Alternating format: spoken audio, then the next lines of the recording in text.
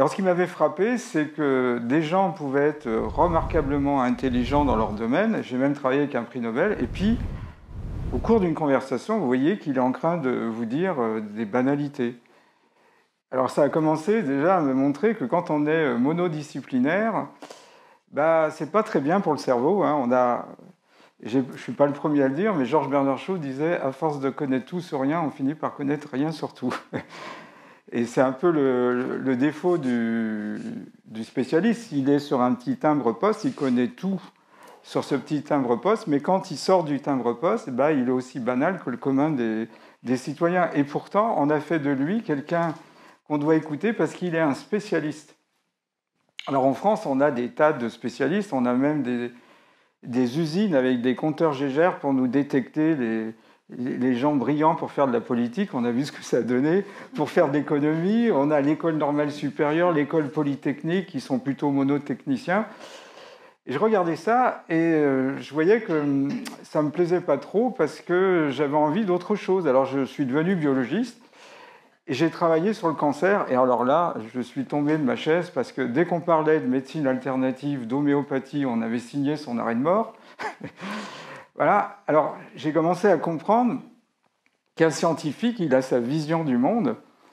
Et cette vision du monde, elle est extrêmement empreinte d'a priori, d'impression. Alors, par exemple, le prix Nobel, je ne vais pas citer son nom, il était issu d'une famille de médecins. Donc, c'était impossible pour lui, par fidélité, d'aller vers d'autres formes de médecine. Donc, si à un moment donné, on lui parlait de l'homéopathie, alors là, il rentrait dans une colère noire en disant « C'est incroyable, je croyais que l'obscurantisme avait été vaincu, il y a encore l'homéopathie. » Et puis, ça m'a donné envie de devenir anthropologue parce qu'il y avait une sorte de rationalité, de vision du monde. Et ça a été pour moi une bouffée d'oxygène. Mais j'ai toujours utilisé mes casquettes précédentes pour rentrer dans une discipline. Par exemple, en ce moment, j'essaie de faire la jonction entre certains aspects de la physique théorique et la vision qu'ont les peuples modernes. Vous voyez, par exemple, ils ont un monde invisible. Est-ce qu'on n'a pas la même chose en physique quantique? On a des mondes parallèles, des multivers. Donc, on voyait bien qu'à un moment donné, ça m'a amené avec un collègue, si vous voyez cette cassette, je lui rends hommage, Eric Navet, qui a été un compagnon de route, de lutte, on a créé un DU ensemble, et on s'est rendu compte que la grille de lecture des sociétés traditionnelles ressemblait plus à la logique de la microphysique, la mécanique quantique, que nos sociétés qui sont basées sur la physique classique.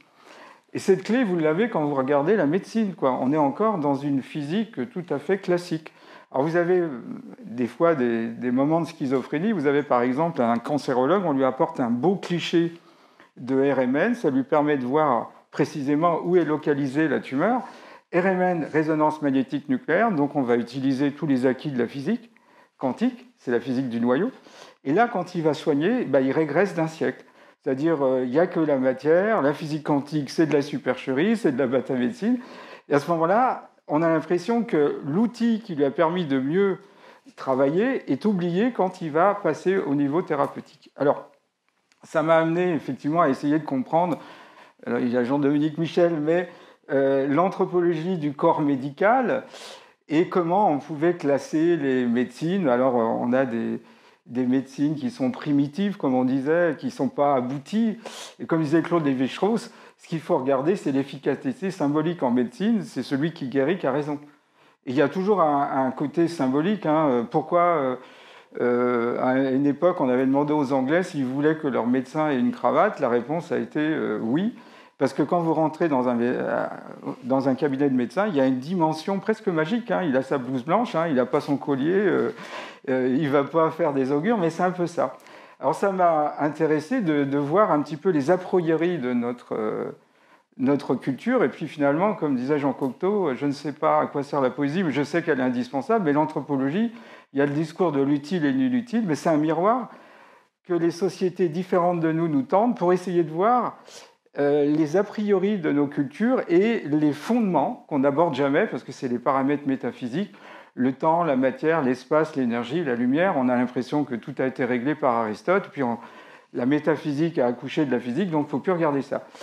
Et puis je me suis rendu compte que si on avait compris la collectivité, la mentalité d'un pays. On voit bien qu'un Allemand, ce n'est pas un Français, ils ont des rapports par rapport au monde, de rapport à la nature, etc., qui est quand même bien spécifique de chaque culture.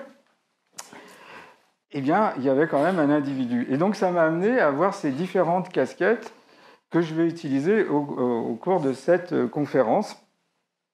Alors, je vous rassure, hein, j'ai vécu, j'ai pas passé, parce qu'on me dit, mais vous avez dû passer votre temps à étudier. Non, ça m'a passionné, j'ai vécu et j'ai étudié. C'est pas parce qu'on étudie qu'on a renoncé à la vie, j'ai pas eu une vie de moine. Alors, on va parler de la psychologie sociale, qui est pratiquement une invention française, puisque les premiers à s'être intéressés, il y avait un Italien qui s'appelait Scipio Cigale, qui avait écrit La foule criminelle. Il s'était rendu compte qu'une foule, elle peut perdre la raison. Et on a tous en tête des lynchages où à un moment donné, on ne sait plus qui donne le départ, mais quelqu'un peut être violenté par la foule, alors que sans cet effet de groupe, l'individu n'aurait pas été jusqu'à ses extrémités.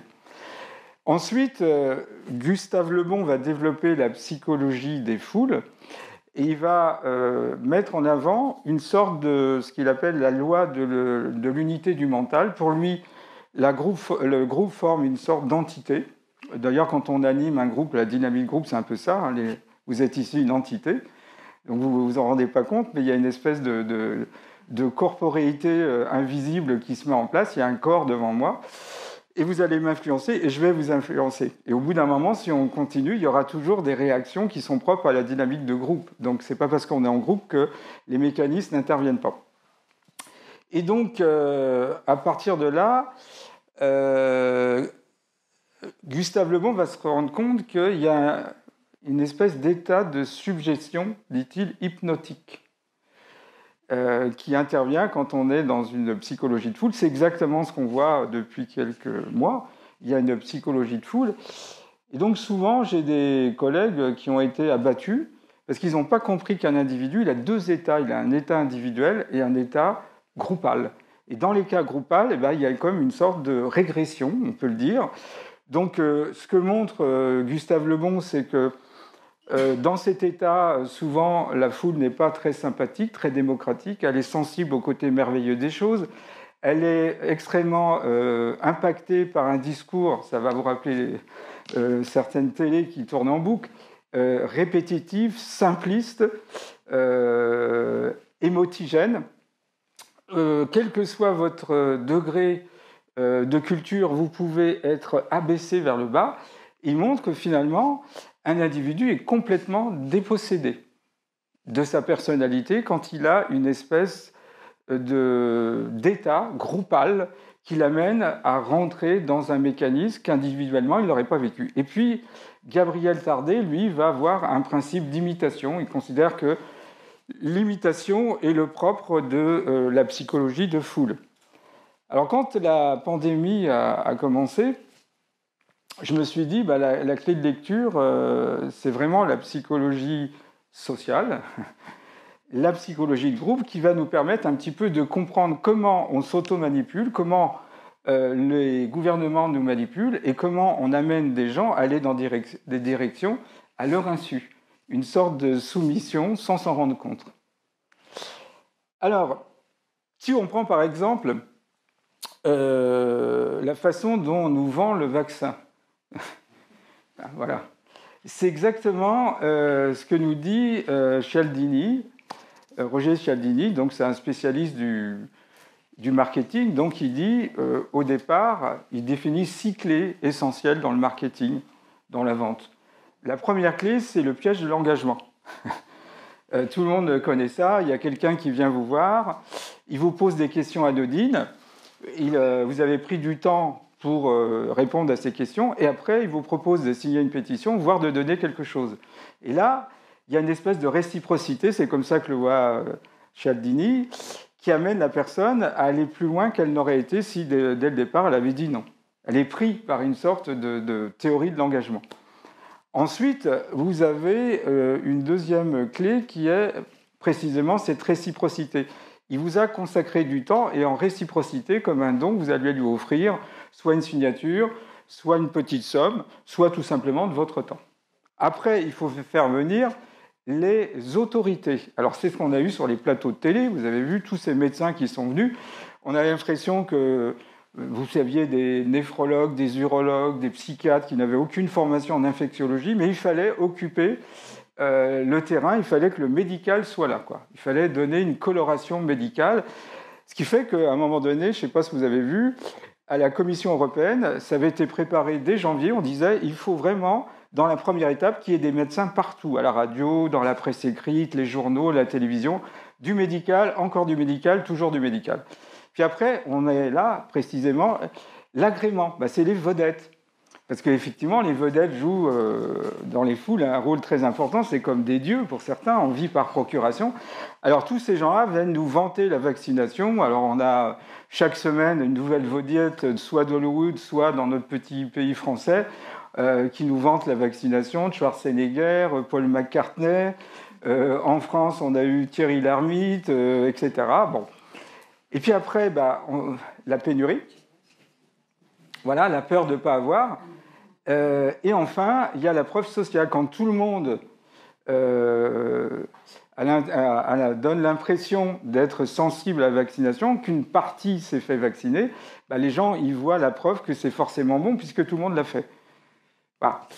Alors, une petite anecdote, parce que ça m'avait marqué, j'avais travaillé 1 an et demi à l'UNESCO en tant que consultant scientifique, et puis c'était la première fois où il y avait un congrès sur la faim, où des orateurs brillants étaient venus. Et puis, à un moment donné, on est le dernier jour, on est le samedi, et puis il y a un petit buffet. Et je ne sais pas pourquoi, avec un ami, j'ai lancé dans la foule, il n'y en aura pas pour tout le monde. J'ai vu les orateurs brillants se précipiter sur le buffet, j'aurais eu ma main, j'aurais été embroché.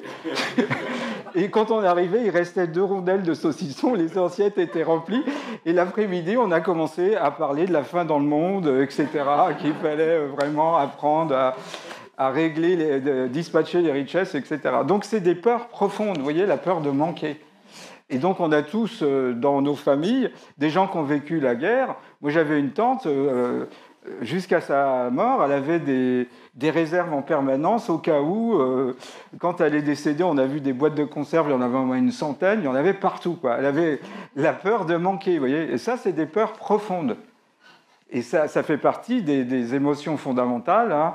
La peur de mourir. D'ailleurs, vous voyez bien qu'on a tapé sur la peur princeps de l'individu, c'est la peur de la mort, de sa propre mort, et le Covid joue là-dessus. Donc forcément, vous mettez les gens dans toutes leurs émotions, puisque finalement, pour beaucoup de gens, la mort est abstraite. C'est quand on vieillit, hein, quand on atteint un certain âge, chaque jour, on se dit « tiens, je pourrais mourir ». Mais mettre sur un paquet de cigarettes, fumer-tu, à 20 ans, ça n'a aucun impact, on le sait, parce que la mort, elle paraît lointaine. Alors j'avais un collègue, je lui rends hommage, Pierre Augier, qui a été un très grand physicien. Alors j'aimais beaucoup cet homme. Et la première fois que je l'avais rencontré, il m'avait dit « Voilà, jeune homme, je vais me définir la façon de ma communauté, les physiciens, j'ai un siècle à 2% près. » Et il disait l'hémisphère gauche sait qu'il va mourir. Le paléoencéphale n'y croit pas. Quant à l'hémisphère droit, c'est même pas dans son champ de conscience. Donc, vous voyez, en permanence, on sait qu'on va mourir, mais on évacue. Vous voyez ce que je veux dire? C'est peut-être pour ça, d'ailleurs, c'est ce que disait Henri Laborie, qu'on crée, pour, d'une part, se donner l'illusion qu'on a, on a l'éternité par nos œuvres, et puis ensuite, parce qu'on évacue la peur principale, c'est de mourir. Donc ça a mis vraiment le doigt là-dessus, et ce petit incident m'avait montré que vraiment, la peur de manquer, de ne pas pouvoir manger, etc., c'est une peur terrible, qui est encore présente. Ensuite, quand on regarde ce qui s'est passé, c'est intéressant parce qu'on a eu des conflits d'autorité. Vous avez vu, notamment, on a eu un chef des rebelles qui s'appelait Raoult. D'ailleurs, je me suis dit que si le confinement se poursuivait, on allait tous avoir les cheveux longs. Et donc, finalement, on va ressembler à Raoult. Il ne nous manque plus qu'avoir une bague de mort et puis une blouse blanche et c'est bon. Et donc, je vous rappelle l'expérience de Stanley Milgram. Et puis, il y a 2 expériences de Stanley Milgram, une qui est très connue, l'autre moins connue. La première, c'est la fameuse soumission à l'autorité. Vous avez d'ailleurs un film, Icomicard d'Henri Verneuil, de 1979, qui illustre cette expérience. Donc, Stanley Milgram, passe une petite annonce. Il est à l'université de Yale, professeur en titre de psychologie sociale. À partir d'une petite annonce donnée dans un journal local, des gens arrivent dans son bureau. On va tirer au sort qui va être l'expérimentateur et qui sera expérimenté. La somme est modeste, un $4 pour l'expérimenté ou l'expérimentateur, et 50 cents pour le déplacement. Vous voyez, donc la somme n'est pas, c'est pas comme si on vous avait donné $2000. Donc la somme était peu importante. Et puis on va tester quoi comme expérience? L'influence de la douleur sur la mémoire.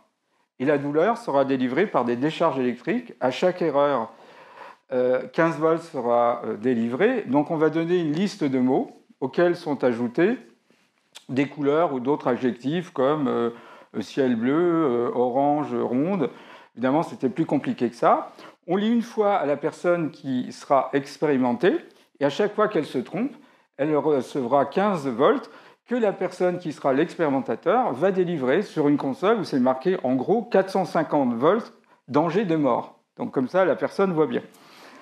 Alors, ce que ne sait pas celui qui va délivrer les décharges électriques, c'est que celui qui va recevoir les décharges électriques est un comparse. Il va mimer des douleurs dans un protocole bien défini. Et ce qu'on va tester, c'est la soumission de la personne à un ordre qui est donné par la science. Donc, il faut déjà investir une autorité envers la science par un professeur en titre, le docteur Stanley Milgram, professeur en titre, dans l'université où il enseigne, où il travaille. Alors le protocole est suivant, à partir de 75 volts, la personne gémit, à 120 volts, elle se plaint de douleur, à 135 volts, elle hurle, à 150 volts, elle dit « je veux arrêter l'expérimentation », à 270 volts, elle pousse un cri violent, et à 300, elle ne réagit plus. Voilà à peu près.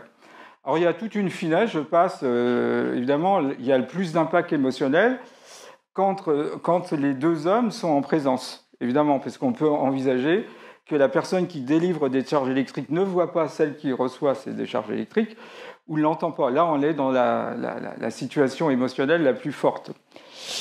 Alors les résultats sont les suivants. Si on est à l'université de Yale en présence de Stanley Milgram, à peu près 63,5% des gens vont aller jusqu'à des doses qui, quand même, créent des douleurs. Hein.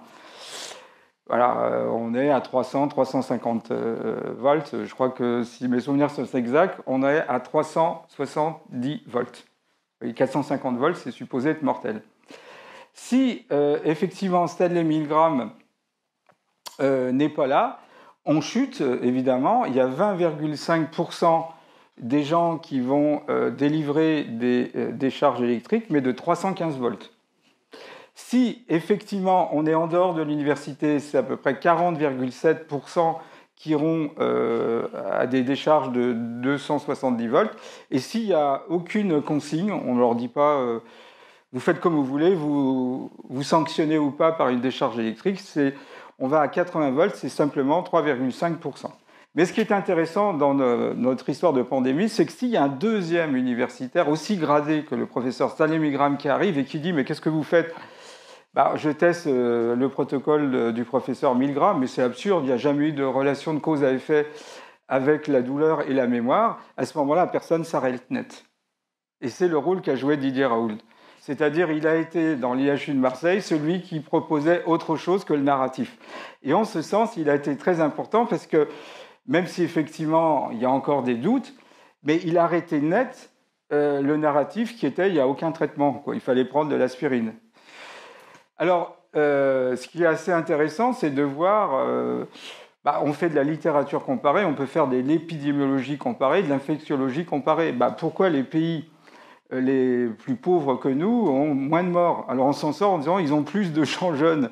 Mais c'est pas ça, c'est que c'est souvent des zones impaludées et il y a précisément besoin d'utiliser l'hydroxychloroquine ou la chloroquine. De toute façon, l'hydroxychloroquine existe depuis 40 ans. On pouvait l'avoir en France sans ordonnance et ça a été testé par 1 milliard de personnes. Et la chloroquine qui existe depuis plus de 70 ans, elle a été utilisée par au moins 1,5 milliard, si ce n'est 2 milliards, ce qui fait quand même un échantillonnage de 3 milliards de personnes, et on n'a jamais vu les effets secondaires qui sont donnés.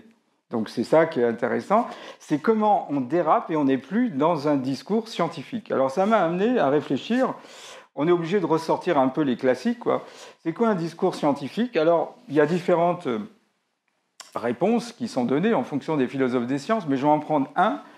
C'est Karl Popper. D'ailleurs, M. Soros a détourné les travaux de Karl Popper, puisque Karl Popper, en plus d'être un philosophe des sciences, a été aussi un remarquable philosophe de la politique. Il a écrit un ouvrage qui s'appelle La société ouverte et ses ennemis. Et M. Soros a considéré qu'on devait avoir une société ouverte, parce que selon Karl Popper, une société totalitaire est une société fermée. Mais on peut mettre un totalitarisme à l'échelle mondiale. Hein. À ce moment-là, c'est exactement la même chose. Et Karl Popper nous dit qu'un discours est scientifique quand il est réfutable, il est soumis à la réfutabilité, à la falsifiabilité. C'est-à-dire, à un moment donné, ça doit marcher, puis il y a aussi des conditions où ça ne marche pas. Et vous avez remarqué que, par exemple, donner de l'hydroxychloroquine à la fin du traitement ou au début, ce n'est pas du tout la même chose. Donc, on ne précisait pas les conditions. Donc, dire que l'eau bout à 100 degrés, c'est plus scientifique que dire l'eau, quand on la chauffe, bout. Ou de dire il pleut tous les mardis, ou il pleut certains mardis. Vous voyez, c'est pas du tout. Alors, dans les deux cas, on ne peut pas affirmer qu'on a raison, mais on peut dire qu'il y a un critère de réfutabilité. Si ça marche tout le temps, vous pouvez raconter n'importe quoi. Et c'est un peu ce que nous dit le gouvernement, ça marche tout le temps, il n'y a pas de réfutabilité. On fait un confinement, il n'y a pas de résultat, on continue. Et vous voyez, à un moment donné, on ne tient pas compte des expériences qui amèneraient un réajustement. Ça veut dire qu'on n'a plus du tout de discours, on va dire, scientifique, médical, mais un discours politique. Voilà. C'est un peu ce qu'on voit depuis quelques mois. Et en France, ça se durcit. D'ailleurs, il y a eu des déclarations d'Arruda, qu'elle est dans Horacio Arruda, qui dit on n'est plus du tout dans un discours scientifique, mais politique.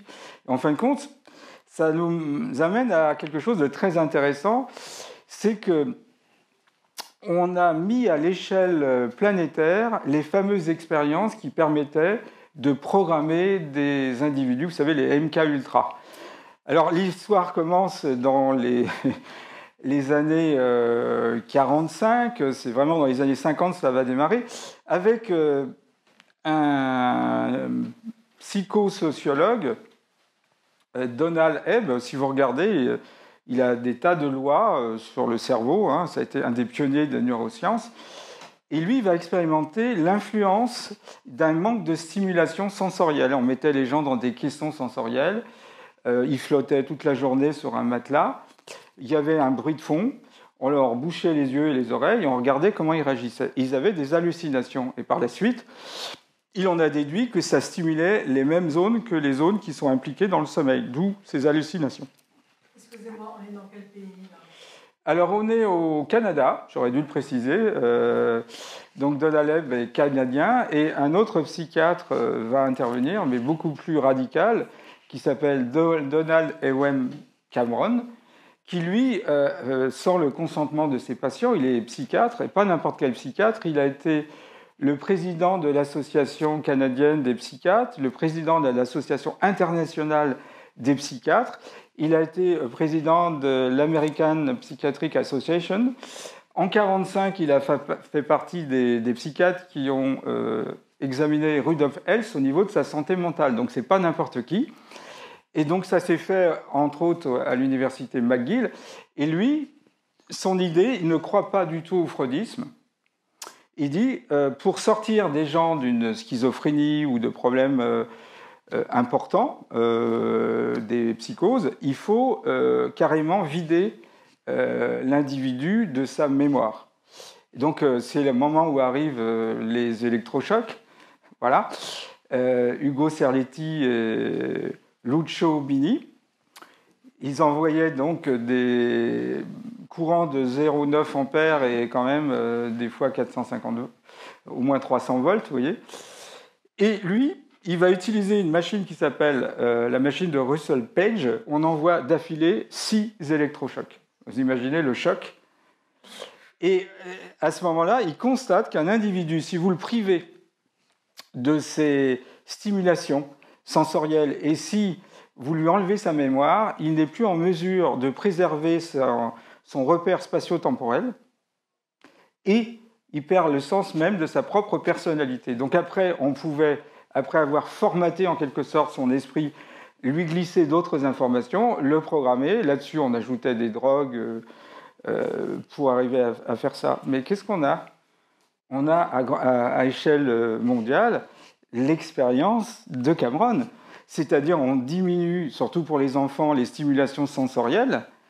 Vous voyez, on est confiné chez nous. Voilà, le stress attaque deux structures qui sont impliquées dans la mémoire, qui sont l'hippocampe et l'amygdale. Et bien, à un moment donné, ça m'est venu évident, mais je dis, mais on est passé à l'échelle planétaire aux expériences qui avaient été faites dans les années 50, c'est à partir des années 70 qu'elles ont été révélées, où des patients ont eu des réminiscences de ce qu'ils avaient connu comme traitement. Ils ont été d'ailleurs indemnisés. Et ben, on a fait ça à l'échelle mondiale. Alors, ce n'est pas aussi drastique que les expériences de Cameron, mais si vous regardez autour de vous, il y a des gens qui commencent à perdre les repères spatio-temporels. Il y a des gens qui sont très stressés, donc le stress a des effets néfastes, notamment sur les phénomènes mnésiques. Et le but, c'est de nous amener à une sorte de formatage où on oublie les anciennes normes au profit des nouvelles normes, puisque c'était ça l'idée de Cameron. C'est-à-dire, puisqu'un individu ne croyait pas au freudisme et toutes les approches psychanalytiques ou d'autres psychothérapies, c'est drastique, on enlève la mémoire de l'individu pour le formater selon de nouvelles normes. Mais c'est exactement ce qu'on est en train de faire. Voilà. Et donc, ça ne m'est pas venu comme ça, mais à un moment donné, ça m'est devenu évident qu'on était passé à cette échelle quand même assez incroyable, avec effectivement, si vous regardez, les enfants ne peuvent plus jouer comme ils jouaient, ne peuvent plus se toucher, ils sont en distanciation, c'est 1 mètre, bientôt ça sera 2 mètres, on est confiné chez nous, et plus ça va, plus on va confiner. Vous voyez, ça ressemble à la pièce de Jules Romain, Knock, tout bien portant est un malade qui s'ignore, hein, c'est ce que dit le docteur Knock, parce que, interrogé par la chaîne très démocrate BFM TV, on demande à un des membres du comité scientifique, est-ce que si on est vacciné, on peut échapper au virus ? Non. Est-ce qu'on est toujours contaminant ? Oui. Est-ce qu'il y aura des effets secondaires importants ? Oui. La fameuse rhétorique bénéfice au risque. Est-ce qu'on pourra échapper au masque ? Non. Est-ce qu'on peut échapper au confinement ? On verra. Et en plus, vous savez que ça ne nous protège que 90 jours. Donc on peut imaginer un vaccin pour le printemps, l'automne, l'hiver, voilà, pour les 4 saisons. Peut-être qu'on pourrait avoir un prix de gros, hein. Peut-être qu'ils devraient faire ça. Un prix de gros, moi je leur propose. Ou un grattage, vous savez, vous allez vous faire vacciner, il y a un grattage et paf. Une fois, avec ma femme, on a vu quelque chose d'incroyable. C'est dans un supermarché, Auchan pour ne pas le citer, et je vois à la caisse que pour plus de, je crois que la somme c'était 150 € d'achat pour les enfants, on avait la possibilité de retirer auprès d'une pharmacie un vaccin gratuit.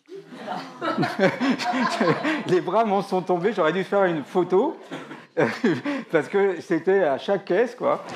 Je crois que ça n'a pas marché, et c'est plutôt rassurant, puisque l'année suivante, je n'ai pas vu cet appel à la vaccination avec ce don gracieux d'un vaccin qu'on pouvait retirer.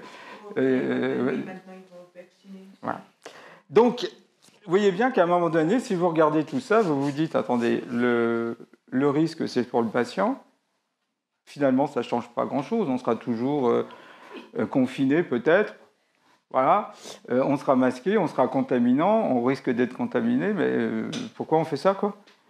Et là, c'est vraiment une pièce à la Ionesco ou à la Paul Pinter du théâtre de l'absurde.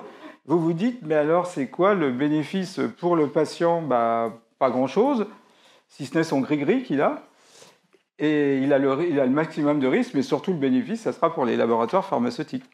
Alors, sans parler de tout le discours sur la thérapie génique, les ARN, etc., vous voyez bien qu'à un moment donné, on a perdu du bon sens et on est dans une stratégie où on fait appel à l'émotionnel plutôt qu'à la réflexion. Ça fait partie des stratégies C'est les thèmes qu'on aborde à chaque émission. On aborde un thème, des fois on en fait 2.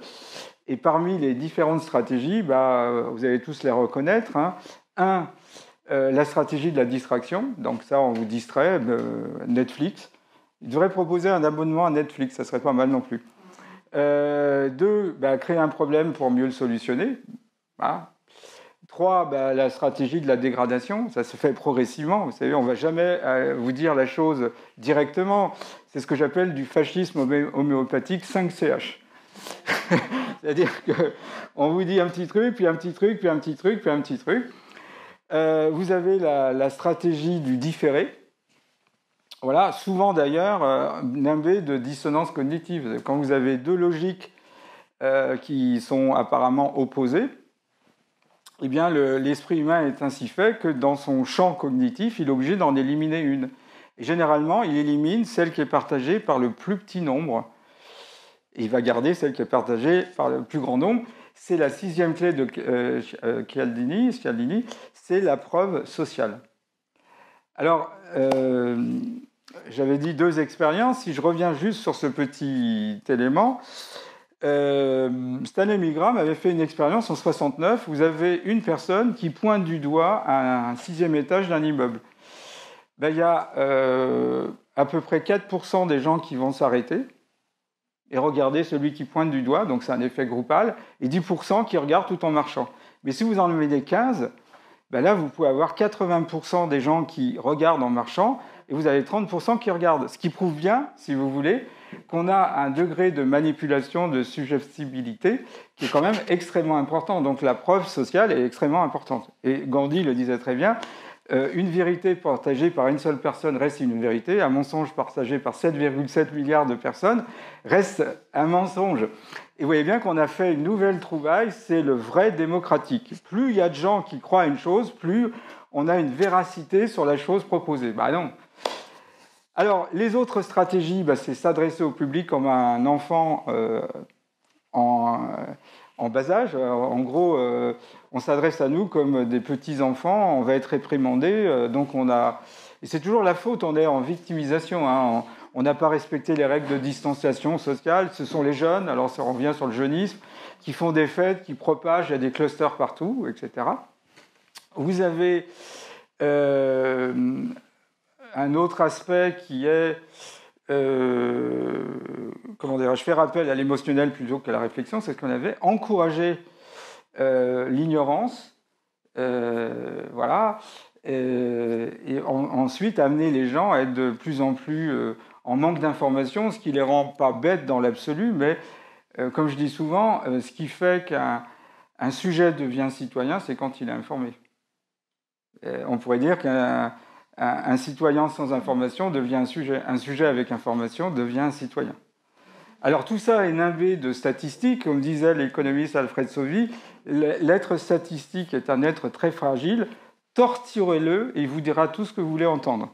Donc c'est facile de torturer les chiffres, vous avez vu, entre les gens qui sont testés positifs au bout de 50 cycles et qui sont considérés comme malades. Non, ils sont faussement ou vrai, un vrai positif ou un faux positif, mais ils ne sont pas forcément contaminants. En plus, pas de chance, il y a une étude qui est sortie récemment qui montre que quand on est vacciné, on émet 6 fois plus de particules virales, donc on n'est plus, on va dire, contaminant. Et même au Moyen-Âge, quand vous regardez, on prenait soin de séparer les gens contaminés des gens non contaminés. Donc c'est presque une régression, si vous regardez l'histoire de la peste, etc., on a mélangé évidemment les gens ensemble, ce qui est une totale incohérence, et surtout on refuse de faire de la comparaison. Or, par définition, la science doit éviter le nombrilisme, sinon vous êtes dans un système dogmatique, et vous avez le droit d'avoir des hypothèses. Après tout, on aurait pu considérer que ce qu'on a mis en France, c'était ce qu'il fallait faire, mais quand on voit d'autres pays, la réaction, etc., ça amène réflexion. Et quand il n'y a pas de réflexion, c'est là on rentre dans un système dogmatique et totalitaire. Alors je vous renvoie vers les bons auteurs, notamment Hannah Arendt, qui disait que quand un système devient totalitaire, c'est tous les rouages de la société qui est touché, c'est ce qu'on commence à voir en France, tous les rouages, alors que le fascisme, c'est un peu un culte de la personnalité, mais ça épargne certains aspects de la société. Et puis surtout, il y a une inversion des élites. C'est-à-dire, tout est inversé. Alors effectivement, c'est là où je parle de théâtre à la Ionesco, parce que je me disais, finalement, si on veut, sans jouer Madame Irma, avoir une chance de tendre vers la vérité, ben, tout ce que le gouvernement vous dit, vous l'inversez. Et assez rapidement, je ne vais pas donner des statistiques, mais 8 ou 9 fois sur 10, si vous inversez, vous avez la vérité. Ben, faites l'expérience, vous verrez. Et ça, c'était typiquement ce qui caractérise... moi, j'avais dirigé dans les années 90 des mémoires de gens qui avaient vécu dans l'ex-URSS et puis qui avaient vécu dans les pays de l'Est. C'était incroyable ce qu'il nous racontait, notamment un Roumain qui était ingénieur chimiste.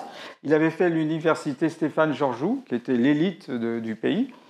Et puis quand le régime de Ceausescu s'est effondré, il est arrivé à Paris. Ça n'existe plus, malheureusement, Gibert a fermé. Et là, il ouvre un livre de terminale, il s'aperçoit qu'il ne comprend pas. On lui avait formé une chimie théorique avec des équations à n'en plus finir, mais des équations qu'on pouvait trouver dans un ouvrage de terminale, il ne les comprenait pas. Donc il m'expliquait que quand il arrivait dans une usine, en tant qu'ingénieur, il était complètement incapable de résoudre les problèmes qui se posaient dans l'usine, et on lui disait, bah, écoute, c'est pas grave, si tu vas espionner, on t'aidera. Si tu veux pas espionner, être complaisant avec nous, bah, on t'aidera pas. Et il m'expliquait comment, progressivement, les gens étaient arrivés, et lui, pour s'en tirer, il s'est inscrit en licence de philosophie, parce qu'il était tellement formaté, c'était oui à Ceausescu, jamais peut-être, et le non, bah, c'était une terreur. Donc, il ne savait pas argumenter. Et la première fois qu'il était monté dans une voiture avec un copain, on le voit, il prend sa ceinture de sécurité, il la met comme ça pendant à peu près 1 heure. On lui dit, mais pourquoi tu fais ça? Il nous répond, c'est pour que le policier voit bien que je l'ai. C'est pour vous dire comment il était dans une terreur. Voilà, il m'expliquait qu'il était dénoncé, il avait été dénoncé par son frère. Enfin, c'était même dans les couples, ça se dénonçait. Donc, c'est ce qu'on voit arriver, c'est-à-dire. Et le père de Monica, qui nous a quittés cette année à 102 ans, il nous avait dit à l'arrivée de Sarkozy, parce qu'il avait ressenti la même atmosphère qu'il y avait dans les années 30, vous voyez, où progressivement s'est installée une certaine conception du monde et qui a amené le régime de Vichy, etc. Il avait senti ça, il avait reconnu le parfum. Bah. Alors, ce qui est quand même extrêmement positif, moi je trouve, c'est qu'on a amené à faire un travail d'introspection. C'est-à-dire que là, c'est un bilan qui nous est proposé. Si je fais un bilan au niveau pédagogique, non. On voit bien qu'on n'a pas du discernement. Et l'université a raté, me semble-t-il, sa tâche. Un individu, ce n'est pas simplement une technicité, c'est aussi avoir des outils pour comprendre le monde dans lequel il vit. Alors, pour reprendre un terrain qui nous est commun, les vrais polytechniciens, c'est les hommes et les femmes qui vivent dans une culture traditionnelle, parce que tout le monde comprend ce que l'autre fait. Évidemment, vous ne serez pas un aussi bon chasseur que le chasseur professionnel, mais vous pouvez le remplacer au pied levé. Vous allez mal chasser, mais vous pouvez le faire. Mais si vous regardez dans nos sociétés, on est incapable. Il suffit de, chaque année, ça me fait sourire, quand on annonce les titres qui récompensent les prix Nobel, il y a des fois, on ne comprend même pas. Donc, on nous a mis dans une espèce de soumission. La discipline nous a aiguillés dans certaines compréhensions de notre corps professionnel, mais en dehors de ça, on ne comprend pas. Ce n'est pas normal, par exemple, qu'un physicien ne comprenne pas l'économie et vice-versa. Vous voyez, dans les débats qui nous intéressent, est-ce qu'il y a une vraie compréhension pour des gens spécialisés, un historien, sur les vaccins à ARN messager? Vous voyez bien qu'on n'a pas une culture de base. Et ce qu'il faudrait dans la pédagogie, c'est pour ça que j'ai créé une école qui s'appelle l'unité du savoir, c'est qu'il faut donner les bases à chacun. Et ce n'est pas si difficile que ça de donner l'esprit de la discipline. Parce que comment avoir un débat citoyen si on ne comprend pas les grands enjeux de la société? Vous voyez, il y a des tas de gens, ils ne savent pas ce que c'est un ARN messager, donc comment voulez-vous qu'ils se prononcent? Soit ils font confiance au gouvernement, soit ils ne font pas confiance au gouvernement. Or, effectivement, on s'aperçoit que dans nos vies, on a fait des postulats, on a mis des postulats, je devrais dire ça comme ça, qui ont rendu notre vie cohérente, notamment un gouvernement, on a fait une projection paternaliste, un gouvernement, il nous vaut du bien. Mais on devrait dire le prince de Machiavel, puisque Machiavel nous dit que le prince, en tant que prince, n'est pas soumis à la loyauté. Il n'est pas tenu à être pieux, ni bon, ni correct, ni loyal, ni respectueux de la loi. Mais toutefois, il doit paraître ainsi, car il sauve la morale et la légalité, il les empêche d'être ruinés, car ce sont les supports de la société. Sans elles, dit-il, il serait impossible de gouverner. Donc voilà, tout est dit, il y a plus de 5 siècles. Donc évidemment, beaucoup de gens ont été choqués, et c'est pour ça qu'il y a un petit temps d'adaptation, de découvrir que nos gouvernements pouvaient devenir nos ennemis. Et ce qui m'avait frappé, j'ai à un moment donné pas mal travaillé au Brésil, c'est de voir la conscience politique qu'avaient les Brésiliens, parce qu'ils ont connu les dictatures, ils ont connu des gouvernements qui étaient contre eux. Nous, on a cru que c'était fini. On est dans l'illusion, vous savez, on a imposé, on a greffé, vous voyez, une démocratie sur un territoire, et ça y est, la greffe a pris, c'est indélébile. Ben non, ça s'entretient. Il faut qu'à un moment donné, il y a un principe de résistance. La liberté, elle n'est pas donnée une fois pour toutes, il n'y a pas d'acquis sociaux. Et puis, on peut se demander vraiment si les 3 mamelles de la République, liberté, égalité, fraternité, n'ont pas été, comme on dit à Marseille, une couillonnade. Parce que si on les prend séparément, la liberté livrée à elle-même, ça entraîne quoi? L'oligarche, le plus fort, peut opprimer le plus faible. Donc, pris séparément, la liberté débouche sur un totalitarisme de droite. Maintenant, l'égalité, si vous gommez les spécificités des gens, vous êtes dans une uniformisation. Et ce n'est pas non plus démocratique. On est dans un totalitarisme de gauche. D'ailleurs, il y a toujours des inégalités dans une société. On sait très bien que dans l'ex-URSS, il y avait des apparatchiks, et il y en aura toujours. Donc, c'est l'uniformisation pour le peuple et des différences pour les dirigeants. Quant à la fraternité, c'est elle qui humanise et harmonise liberté et égalité. Et ce qu'on est en train de vivre, c'est la fusion du capitalisme et du communisme. Donc, ce qui passe, c'est ce que nous propose Georges Soros, c'est un État providentiel de type socialiste. Vous faites croire ça à qui? C'est comme Bill Gates quand il dit qu'il fait du capitalisme philanthropique. Vous voyez bien? Alors, ça porte un nom. Alors, si on est dans un langage plus philosophique, ça s'appelle des dyades ou des énantios, c'est-à-dire liberté est incompatible avec égalité. Donc, ces 2 logiques ne peuvent pas cohabiter sans qu'il y ait un 3e terme, c'est la fraternité. Mais c'est les pays les moins développés qui ont plus mis en avant la fraternité, mais nos pays à nous ont développé plutôt l'individualisme. Donc vous voyez bien qu'à un moment donné, le 3e tiers ne fait plus équilibre entre liberté et égalité. Donc, en fin de compte, ce qu'on vit, c'était déjà prévu, puisque moi je me souviens, à l'époque, vous avez les entretiens de Bilderberg, on nous disait qu'il fallait une identité internationale unique, on y est. Il fallait un contrôle centralisé des gens, on y est. Il fallait une croissance à taux zéro, on y est. Il fallait un chaos permanent, on y est. Il fallait un contrôle centralisé des pédagogies, on y est. Il fallait un contrôle centralisé des politiques nationales et internationales, on y est. Il fallait une expansion du pouvoir de l'ONU, un renforcement de l'OTAN, on n'y est pas encore, mais enfin on sent que ça tiraille. Il fallait une juridiction unique, c'est ce qu'ils veulent faire. Et il fallait un gouvernement de type socialiste, de type providentiel. Voilà. Donc, on y est. Donc, c'est la fusion du capitalisme et du communisme. Et c'est assez je vous passerai la parole après, c'est la loi du balancier, vous voyez. On a tellement été loin, et volontairement loin, dans les idéologies, on va dire, en isme, qu'à un moment donné, quand l'ex-URSS s'est effondré, le balancier est passé vers le matérialisme. Et donc, je me souviens, quand l'ex-URSS s'est effondré, tous les livres de Marx ou les auteurs marxistes étaient bradés à 50 centimes d'euros ou 1 euro. Vous pouviez vous faire une bonne collection. Alors, le marxisme est une excellente école historique. Les applications sont plus discutables. Et il y a une anecdote qui, à mon avis, m'a fait beaucoup réfléchir. Alors, je vous laisserai trancher. On raconte que Max Weber et Schumpeter, étant tous les 2 amis, l'un étant un économiste reconnu, et Max Weber, c'est le père de la sociologie, se voient dans un café au moment où la révolution de 17 vient d'éclater. Et Max Weber, qui est plutôt de formation philosophique, a un raisonnement en disant « mais ça ne pourra pas marcher », et lui, il prend appui sur la dialectique matérialiste. Et Schumpeter dit « oui, c'est pas grave, il faut laisser faire ». Alors, Max Weber dit « pourquoi vous dites ça ?» Parce que ça prouvera que seule l'économie capitaliste est viable. Voilà, seule l'économie capitaliste. Alors, vous voyez, on est dans une forme de folie, dans une émission, je le détaillerai plus, mais on confond l'unité, qui est la somme des complémentarités, avec l'uniformisation. Mais en physique, vous avez une source chaude et une source froide.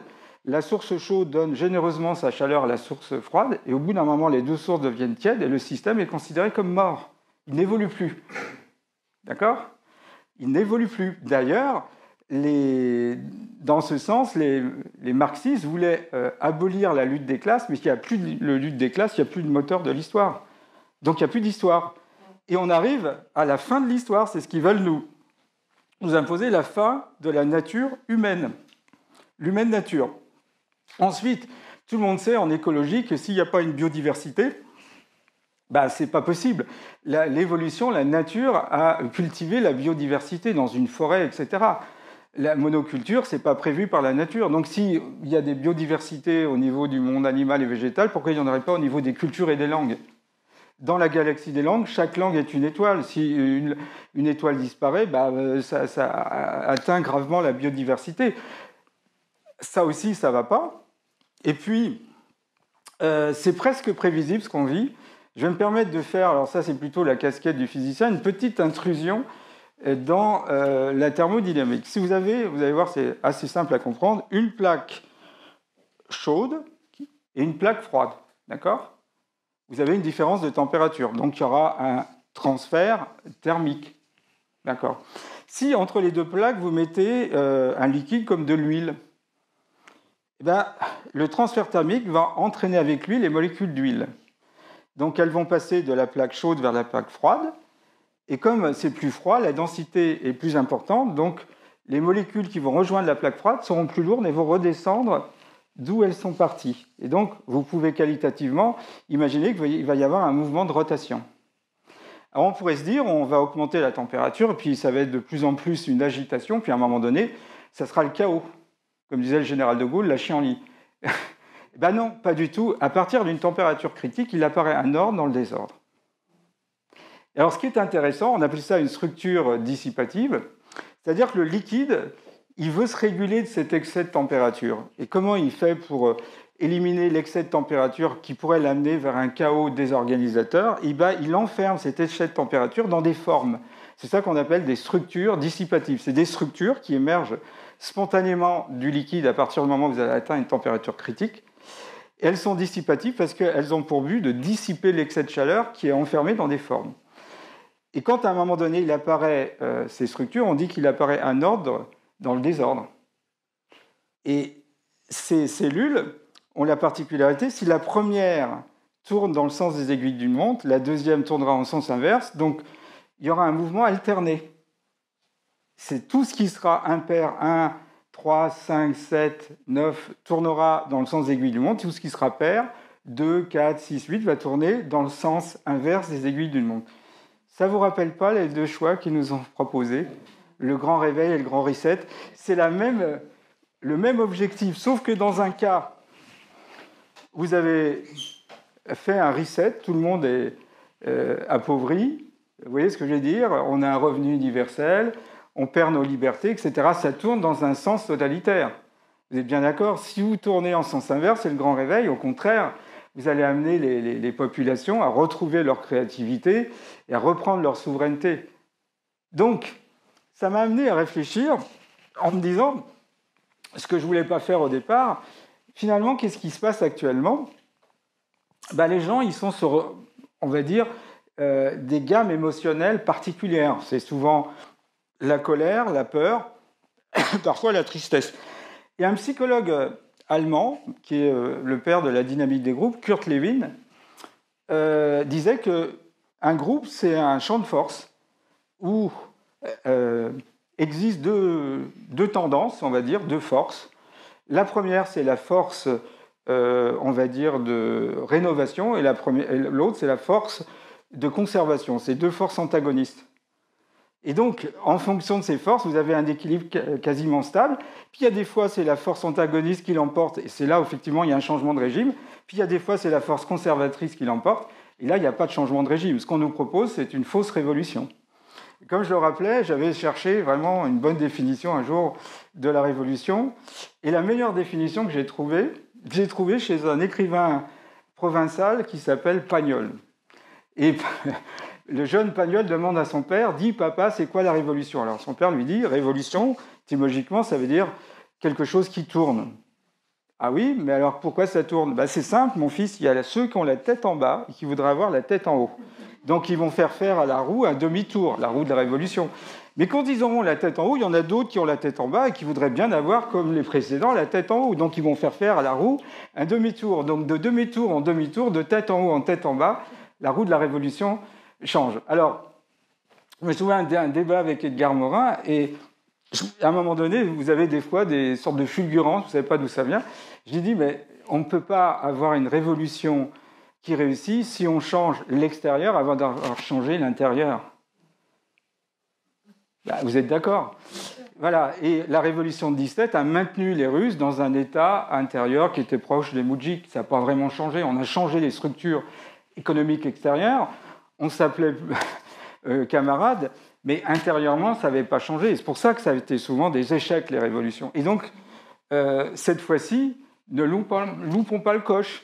C'est-à-dire qu'on a l'opportunité d'aller fouiller à l'intérieur de nous pour être confronté à tout un tas de choses qu'on ne veut pas voir. Clarice Lispector disait « À peine rentré en moi que je veux déjà en sortir, prise de panique. » Donc, avec ma femme, on a vu des gens, alors c'est intéressant, vous voyez, comme quoi des fois, on fait des projections bêtes. On se dit, tiens, celui-ci, ça va être difficile. Non, il est résistant, il ne met pas son masque. Et puis ceux que vous croyez résistants, ils mettent leur masque. Moi, j'ai des amis, ils sont médecins, il y en a un, il est terrorisé, il met son masque, etc. J'aurais jamais pensé, ça, si j'avais fait un pari sur lui, j'aurais été ruiné, quoi. J'aurais jamais pensé. Il est tombé dans une tourmente émotionnelle. Alors, effectivement, pour qu'il y ait un vrai changement, il faut qu'on passe par ça. Est-ce que tout ça n'est pas orchestré par une sorte d'intelligence supérieure, une main invisible, aurait dit Adam Smith, un grand esprit qui, finalement, nous amène à vivre intérieurement des choses qu'on n'aurait pas eu le courage de vivre ou l'opportunité de vivre. Et en ce sens, chacune de nos vies est une sorte d'Athanor où on vit des choses. Et on est amené à se positionner. Et je rappelais une phrase de Jean-Paul Sartre qui avait donné lieu à de nombreuses polémiques. Jean-Paul Sartre a dit « On n'a jamais été aussi libre que sous l'occupation ». Alors vous pouvez imaginer comment il ose dire ça. Il y a les nazis, ils voulaient dire « Non, on devait choisir ». Ou bien vous étiez un collaborateur, ou vous étiez dans une résistance passive ou active. Mais c'était, quand les régimes comme ça sont très particuliers, on va dire, il y a plein de turbulences, on doit se positionner. Et un autre auteur, Primo Levi, disait c'était quoi un nazi ? C'était pas un monstre sanguinaire, hein. C'est ce que dit Hannah Arendt, la banalisation du mal. Elle part pour faire l'état du procès de Eichmann à Jérusalem. Et dans sa tête, c'est un monstre sanguinaire, c'est un gars qui est monstrueux, c'est un cas psychiatrique et tout. Puis elle voit un Allemand impeccablement cravaté qui répond poliment et qui n'arrête pas de dire « je n'ai fait que mon travail ». J'ai été un parfait administratif zélé, quoi. Donc elle a appelé ça la banalisation du mal. C'est-à-dire qu'à un moment donné, Primo Levi dit c'est quoi un nazi ? C'est quelqu'un qui a perdu son principe de résistance. C'est pas un monstre, il a perdu son principe de résistance. Et si vous voulez coller à l'équilibre du système, c'est ce qu'avait montré Georges Devreux, vous devenez malade, puisque le système, il est malade. Alors ce qui est intéressant dans nos sociétés, c'est de regarder comment on traite les gens qu'on considère comme dangereux pour la société. Alors, il y avait les délinquants ou les gens qui sont des cas psychiatriques. Alors, il y a les prisons, les hôpitaux psychiatriques pour ces gens-là. Mais dans les sociétés traditionnelles, si quelqu'un est pas bien ou se laisse aller à un acte délictueux, on réfléchit sur ce qui ne va pas dans notre société, ce qui a amené ce genre de dérapage. Et nous, on ne fait jamais ça. Vous voyez ce que je veux dire ? C'est, comme disait Michel Foucault, c'est surveiller et punir. On repère la personne, paf, on l'enferme, on la punit. Donc c'est une autre façon de voir. Ensuite, ce qui est intéressant, parce que avec Emma Cruzy, on a d'abord décidé de faire 10 émissions sur l'ingénierie sociale. Donc je ne vais pas revenir sur ce que j'ai déjà dit, je pourrais donner d'autres détails. Et ensuite, on s'est dit, qu'est-ce qu'on fait? Et c'est là où effectivement, je reprends ma casquette de physicien. Pour moi, mon travail essentiel de physicien, le plus original, ça a été de proposer une autre modélisation du temps. Alors ça, c'est très intéressant, parce que s'il y a bien un paramètre auquel vous ne pouvez pas toucher, c'est le temps. Et Henri Michaud disait, même les plus révolutionnaires n'osent violenter le temps. Et donc, à partir du moment où vous osez violenter le temps, qui est considéré depuis Newton comme quelque chose, on ne sait pas quoi d'ailleurs, qui s'écoule à vitesse régulière, sans accélération ni décélération, vous pouvez très bien envisager des temps qui s'écoulent plus rapidement que le présent, des temps qui s'écoulent plus lentement. On pourrait d'ailleurs faire une formation, un jour, conférence-formation là-dessus.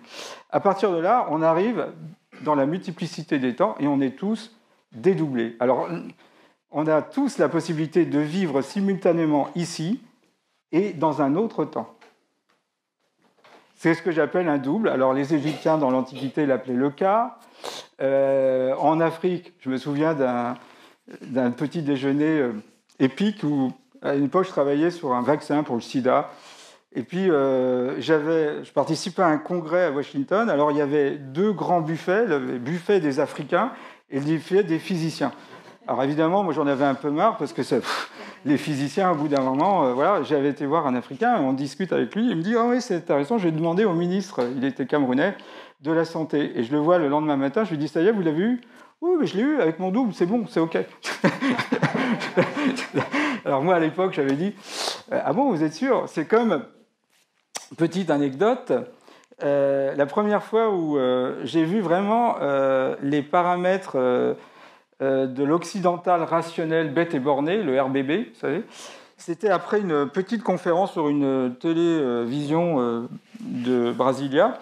Il y a un économiste, il était professeur d'économétrie à l'université de Brasilia, il était aussi ambassadeur, il parlait un français impeccable, donc il me traduit du français en portugais, en brésilien. Puis je le remercie, je vais au restaurant. Et là, c'est spectaculaire, il enlève sa cravate, il la met dans sa poche, il me regarde droit dans les yeux, il me dit « Maintenant, passons aux choses sérieuses. Qu'est-ce que vous avez à me dire sur les extraterrestres ?» Alors, je fais un bond, parce que je ne m'attendais pas du tout à ça. Alors après, il enchaîne, il me dit, dans l'enthousiasme, « Ce soir, on fait une soirée à Allan Kardec. Il y aura le président de l'université. Vous êtes des nôtres ?» Je fais un deuxième bond, et alors il me regarde un peu triste, un peu comme un entomologiste regarderait un insecte, vous voyez. Il fait « Si vous voulez, demain, je fais un cours d'économétrie.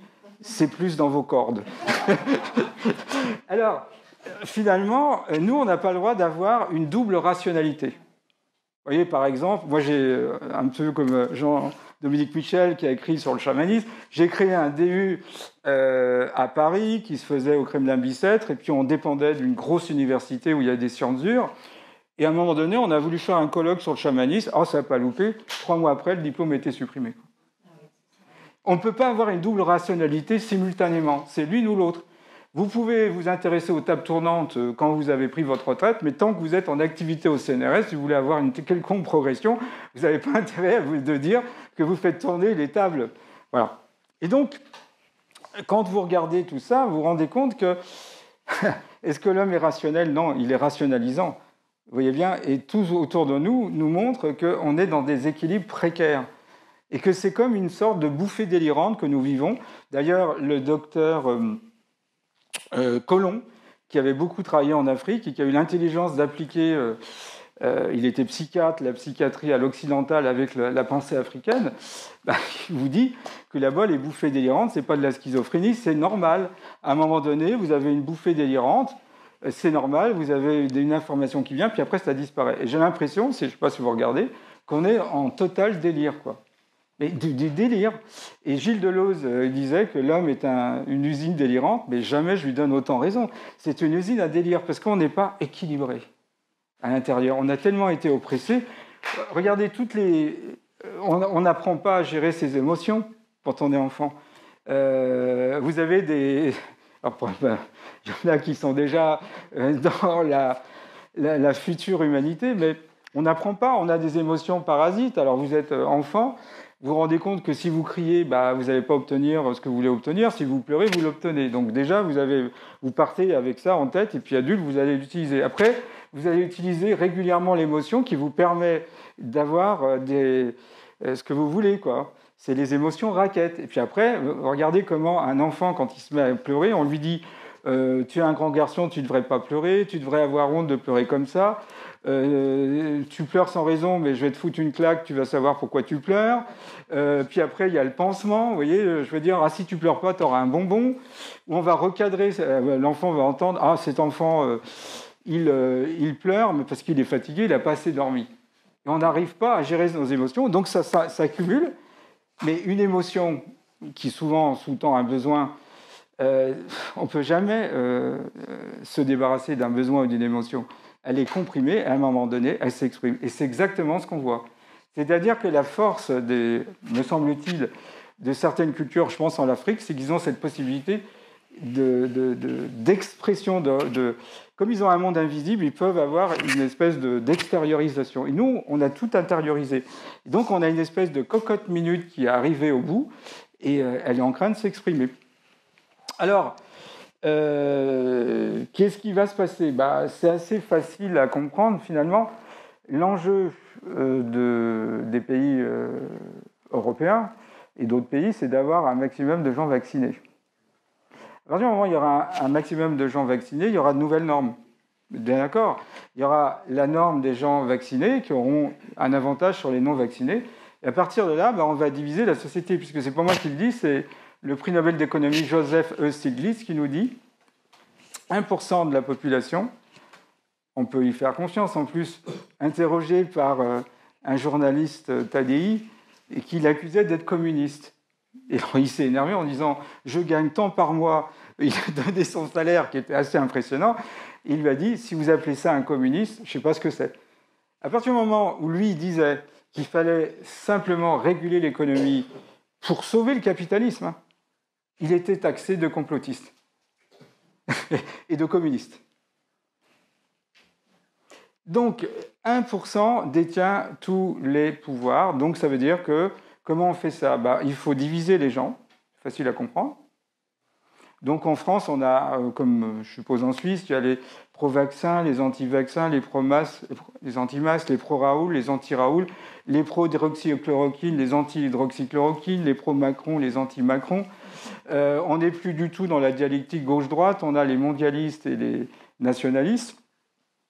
Et donc, on n'a fait qu'une succession de divisions, de sous-divisions, etc. Et puis, l'ingénierie sociale, qui est l'art de manipuler les foules. Alors, elle vient d'où ? C'est le neveu de Freud, Édouard Bernays, qui a été à l'origine de ce qu'on a appelé par la suite, lui, il parlait de l'opinion publique, comment on pouvait influencer l'opinion publique, de ce qu'on a appelé par la suite l'ingénierie sociale. Le terme est fort, ingénierie, vous voyez ce que ça entraîne ? C'est-à-dire qu'on peut prévoir le mouvement des foules. Mais effectivement, avec tous les réseaux sociaux, on peut prévoir le mouvement des foules, parce qu'on est au courant, pratiquement heure par heure, de ce qui s'échange. Voilà. Et donc, chez un auteur de science-fiction que j'aime beaucoup, Isaac Asimov, il y a un personnage qui s'appelle Harry Seldon, qui a inventé la psychohistoire, c'est la prédiction mathématique du futur. Donc, vous pouvez imaginer qu'à partir du moment où une civilisation sur une planète a cette capacité, elle prend le pouvoir. Donc, c'est intéressant de voir que depuis une vingtaine d'années, ça n'a fait que s'accentuer, les gens sont de plus en plus coupés de leur passé, d'accord ? Et ce n'est pas de leur faute, on leur enseigne plus l'histoire, ils ne savent plus comment on vivait autrefois, et ça va de plus en plus vite, d'accord ? On est une sorte d'instant éternellement instant. La seconde s'est pulvérisée en attosecondes, et donc on est en permanence, on navigue à vue. Et on ne peut pas anticiper. Or, comme disait Tocqueville, gouverner, c'est anticiper. Et qui anticipe ? Le gouvernement profond. Et vous ne pouvez pas anticiper parce que vous êtes en permanence... c'est la stratégie de la Reine Rouge. Vous savez, dans Alice au Pays des Merveilles, la Reine Rouge, elle passe beaucoup de temps et elle fait beaucoup d'efforts pour rester à sa place parce que le sol sur lequel elle est avance. Vous avez remarqué, quand vous êtes sur un tempo roulant, c'est ce que vous êtes obligé de faire si vous voulez rester à la même place. Des fois, vous êtes obligé de bouger. voilà, pour essayer à peu près de rester à la même place. Si, par exemple, vous avez une place qui change en permanence, vous êtes obligé de pédaler, quoi. Et c'est exactement ce qui s'est passé sans s'en rendre compte. Vous voyez, la vision systémique de la société, c'est qu'il doit y avoir des très pauvres, des sans domicile fixe, alors ça fait peur, et puis il doit y avoir des très riches, et ça fait rêver. Et vous êtes un curseur entre les plus riches et les plus pauvres. Vous avez peur de rejoindre le rang des pauvres, et puis vous voudriez rejoindre le rang des riches. Et donc vous acceptez l'inacceptable, c'est des peurs, c'est le chantage du travail, de perdre son emploi, de ne pas pouvoir payer ses factures, etc., etc. Donc ça s'est mis en place progressivement, et le fait qu'on ne puisse pas anticiper a été une opportunité formidable. Alors Édouard Bernays va travailler d'abord dans la publicité, c'est l'art d'influencer quelqu'un pour qu'il achète un objet, peut-être qu'il ne le mettra jamais, mais en tous les cas c'est one shot, hein, on sait comment l'appâter. Et il va faire un premier grand coup, il va organiser des retraites au flambeau des brigades de la liberté. C'est-à-dire, il prend des femmes qui vont avoir une flamme, et le but, c'était de les amener à fumer. Donc, le cerveau fonctionnant par association, une femme qui fume est une femme moderne. Une femme qui fume est une femme libérée. Donc, si une femme veut être crédible dans son temps, elle doit fumer. Alors qu'avant, une femme qui fumait était une femme de mauvaise vie. On tolérait que George Sand fume, mais c'était quand même particulier, mais une femme qui fumait, non. Si elle était issue de la bonne société, elle ne devait pas fumer. Et c'est comme ça qu'il a commencé à comprendre comment on pouvait utiliser Hollywood, puisque Marlène Dietrich va être un formidable relais, qui va utiliser la cigarette avec le fume-cigarette, hein, l'ange bleu, et puis les magazines. Donc il fait une campagne avec les magazines de presse de l'époque, où on voit ces femmes qui ont une flamme dans les mains et qui prétendent vouloir avoir les mêmes droits que l'homme, etc. Et c'est comme ça qu'il a réussi à faire doubler ou tripler les bénéfices pour les compagnies de tabagie. Et il va définir ainsi l'ingénierie sociale. La manipulation, dit-il, consciente et intelligente des opinions et habitudes arrangées des masses est à la base de la société démocratique. Ceux qui manipulent ce mécanisme social imperceptible forment un gouvernement invisible et dirigent véritablement ce pays. C'est ce qu'il dit dans son ouvrage de base, Propaganda, 1928. Vous pouvez le trouver d'ailleurs, il vaut 13,50 €, c'est pas mal. Et ça a été le livre de chevet de Goebbels, ça a été le livre de chevet d'Obama. Tous les présidents américains ont lu, puisque effectivement, c'est le manuel de base pour influencer les foules. Et donc, vous voyez bien qu'on est déjà dans une approche marchande. Un pays, c'est des gens, ce n'est pas des individus, c'est des objets. Et il faut manager comme on managerait un hypermarché. Donc il faut faire des campagnes publicitaires, il faut les orienter dans un certain sens, etc. etc. Et donc dans l'ingénierie de l'opinion, il va dire celui qui comprend la logique et les mécanismes qui règlent le comportement d'un groupe peut les manipuler, il va même dire les enregimenter à son insu, à leur insu et à son goût. Alors malheureusement pour le gouvernement profond, il est devenu visible. Et ça, c'est parce qu'une gouvernance invisible, ça a plus d'efficacité qu'une gouvernance visible. Et le fait de rendre visible l'invisible, hein, c'était la phrase de Paul Klee, rendre visible l'invisible, ça change beaucoup de choses. Donc ça a quand même été quelque chose qui a été très pénalisant pour le gouvernement profond. D'ailleurs, vous voyez, le fascisme, vous voyez qu'on appelle ça Staline, Hitler, Caudillo, etc., vous le voyez. Mais là, vous ne voyez pas qui gouvernait. Vous aviez que des fantoches. Et donc, un autre auteur qui s'appelle Serge Tchakolkin a écrit un ouvrage fondamental qui s'appelle « Le viol des foules et la propagande politique ». Il montre que finalement, il y a 4 pulsions archétypales qui animent tout individu en société. Il y a, premièrement, la peur. Donc la peur, c'est le cerveau reptilien, je reviendrai dessus. Hein, ça, c'est un cerveau qui est beaucoup mis en avant. 2, il y a l'intérêt matériel immédiat. 3, il y a l'intérêt pour le sexe au sens général du terme. Et puis, il y a le besoin de normes et de sécurité. Alors, par exemple, la publicité a beaucoup utilisé le côté sex appeal, glamour, etc. Et là, on utilise la peur et le besoin de normes et de sécurité. Ça fait partie de la pyramide des besoins de Maslow. Et si vous prenez tous les étages de la pyramide des besoins de Maslow, pour beaucoup de gens, c'est remis un peu c'est mis en péril. Le premier étage, c'est les besoins primitifs, manger, dormir et boire. Ah oui, mais si les gens ils trouvent plus de nourriture, ils ont peur de plus pouvoir gagner leur vie, voilà, ils sont un peu inquiets. Deuxième étage, c'est le besoin de normes et de sécurité. La norme et la sécurité, c'est nécessaire. Pourquoi? J'ai beaucoup réfléchi sur le fait pourquoi les gens, quand ils sont désignés complotistes, il y a une espèce de réaction, on est mal à l'aise. Tout simplement parce qu'on a tous besoin d'une appartenance au groupe. Et quand on vous déclare complotiste, c'est comme dans une société traditionnelle, si vous avez éjecté de la société, c'est la pire des punitions. C'est pire que d'aller en prison. Vous ne faites plus partie de la société. Donc déclarer quelqu'un, au début tout le monde disait « je ne suis pas complotiste », mais vous comprenez que c'est pour un individu, son besoin, c'est une appartenance au groupe. Quand vous êtes déclaré complotiste, après ça s'est décliné, négationniste, etc., vous n'appartenez plus au groupe. Après, vous avez le besoin de, je dis, appartenance, amour. Et puis, l'estime de soi, une société, quand elle est à son apogée, elle devrait permettre à chaque individu d'avoir une estime d'eux-mêmes. Et puis, la réalisation de soi. Comment se réaliser dans un monde où on ne sait même pas ce qu'il sera dans une semaine. On est à l'attente de... Voilà. Et donc, Tchakolkin dit que finalement, on a une sorte de sentiment océanique qui avait été étudié par Otto Rank, cette espèce de nostalgie quand on est dans le ventre de sa mère, où on est nourri dans un milieu aqueux, détendu, voilà, et que finalement, tout individu, quand il est dans une période particulière comme celle que nous vivons, il a besoin de retrouver cette sécurité. Et pour retrouver sa sécurité, il projette sur le dirigeant ce sentiment paternaliste, voilà, ou même parental, où il est nourri. C'est pour ça que c'est difficile pour certaines personnes d'aller jusqu'à ce principe qui serait « est-ce que mon gouvernement est vraiment mon ami ? Est-ce que mon gouvernement me protège ?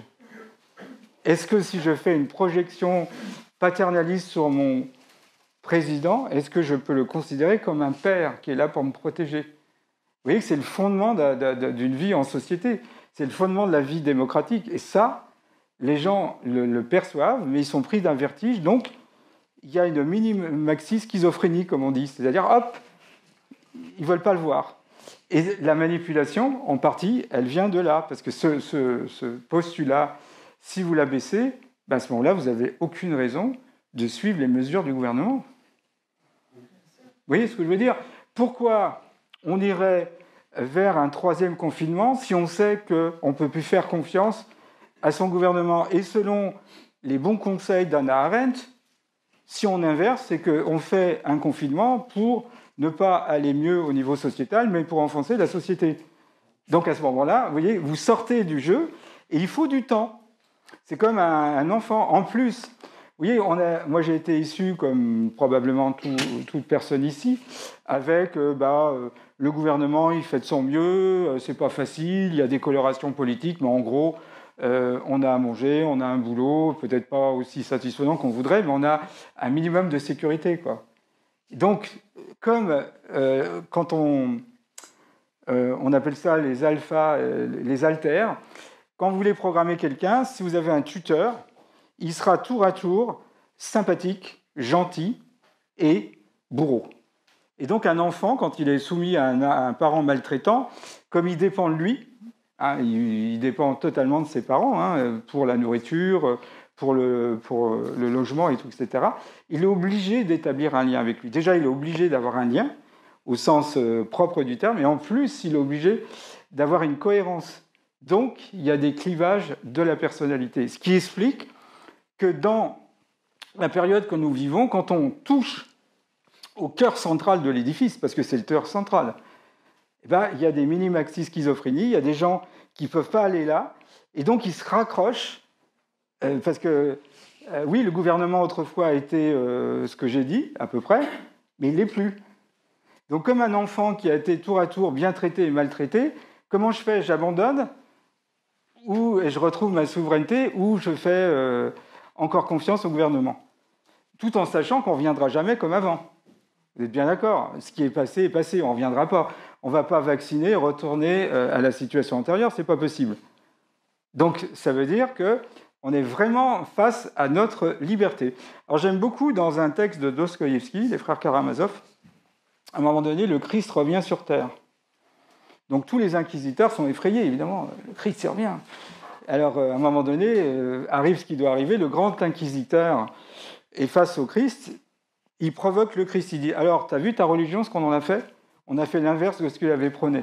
Parce que tu as oublié une chose, tu n'as pas compris une chose. Les gens, ils ne veulent pas être libres, ils veulent être enchaînés. Alors nous, on les a mis à fond dans les dogmes, les interdits, etc. Et regarde comme ça marche. » Voilà, c'est le problème de la liberté. La liberté, ce n'est pas une philosophie, c'est un élan, vous voyez, qui sort spontanément d'un individu et qui lui fait dire non ou oui.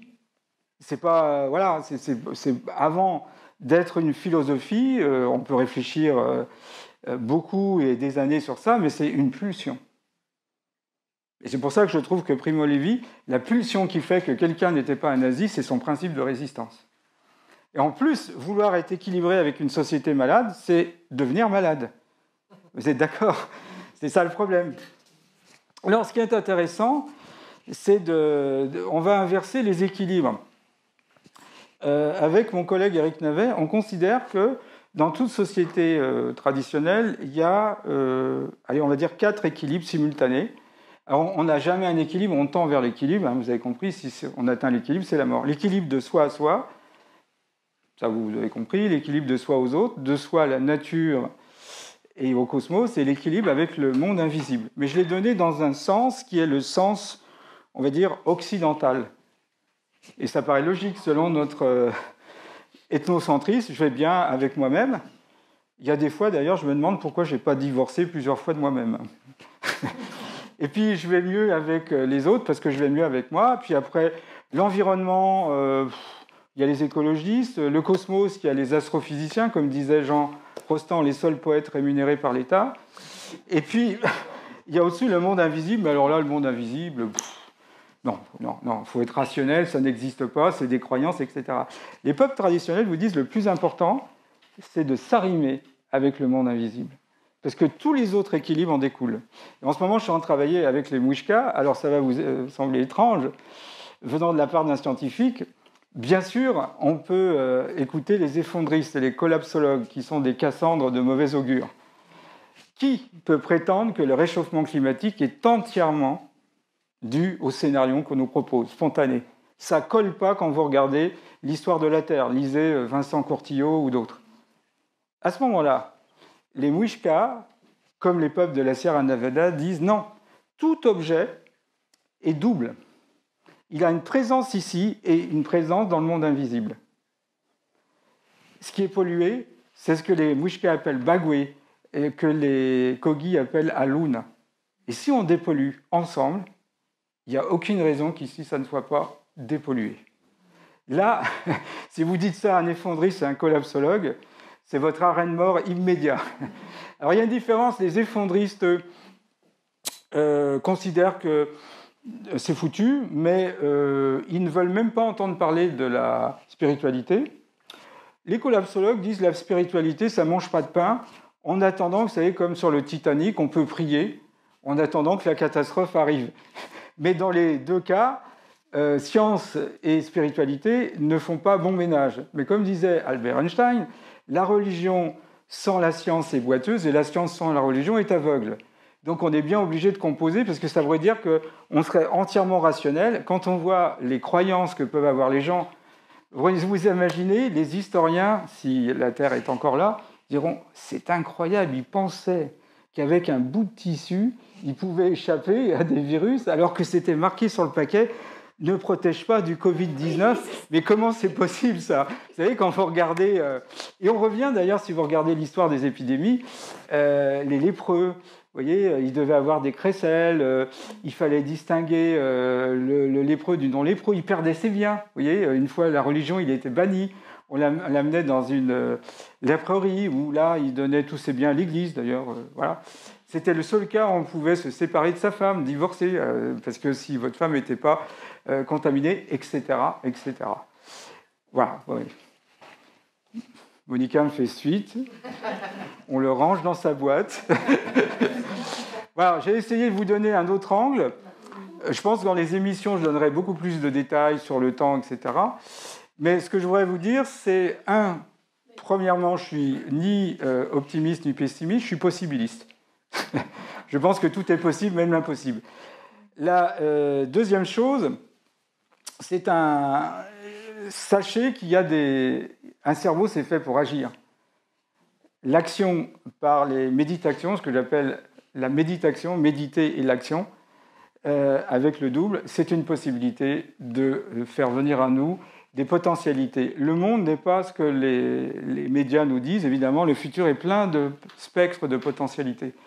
Alors, c'est des choses qui existent en physique théorique, mais on va vous dire que c'est de l'abstraction pathologique de mathématiciens en mal de publication. Non, ça existe et on peut agir à ce niveau-là. Et puis, je voudrais finir par ce joli poème de Michael Nemi, les lettres de Mirdad, qui dit « Pensez comme si chacune de vos pensées devait être gravée dans le ciel en lettres de feu, à la vue de tous et de toutes, et c'est ainsi en fait que cela se passe.